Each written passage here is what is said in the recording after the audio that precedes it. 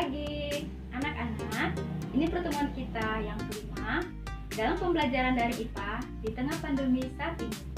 Semoga kita semua selalu dalam keadaan yang sehat.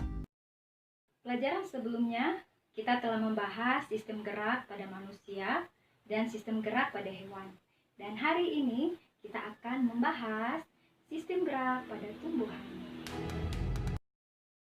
Jika manusia dan hewan dapat melakukan gerakan aktif atau berpindah tempat, maka tumbuhan hanya bisa melakukan gerakan pasif, artinya tidak bisa berpindah tempat.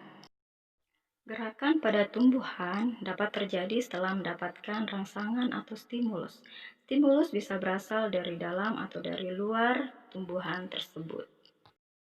Berdasarkan asal rangsangan, gerakan tumbuhan dibedakan menjadi dua, yaitu gerak endonom atau otonom dan gerak esionom.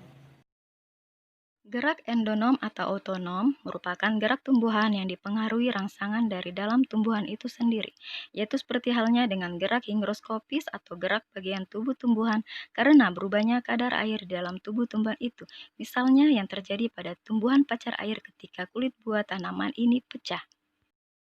Gerak esionom atau gerak yang dipengaruhi oleh faktor lingkungan dibedakan menjadi tiga, gerak tropisme, gerak nasti, dan gerak taksis. Tropisme adalah gerak terhadap tumbuhan yang arahnya terpengaruh oleh arah datangnya rangsangan, dibedakan lagi menjadi beberapa gerak. Gerak nasti adalah gerak terhadap tumbuhan yang arahnya tidak terpengaruh oleh arah datangnya rangsangan, dibedakan lagi menjadi beberapa gerak. Dan gerak taksis adalah gerak pindah tempat seluruh bagian tumbuhan yang arahnya dipengaruhi oleh sumber rangsangan, dan ini biasanya dilakukan oleh organisme bersel satu dan dibedakan lagi menjadi beberapa gerak. Pertama, gerak tropisme.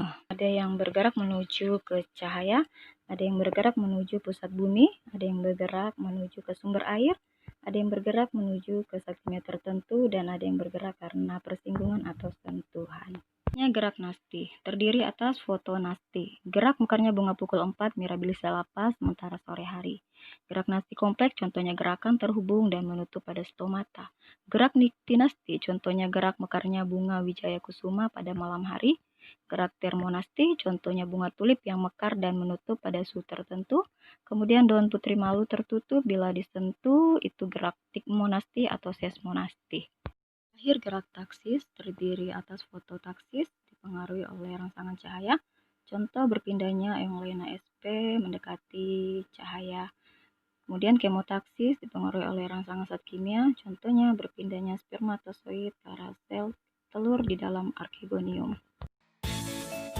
Demikianlah materi singkat dari Ibu tentang sistem gerak pada tumbuhan. Semoga kalian bisa memahaminya. Tetap semangat belajar di rumah. Selamat pagi. Dah.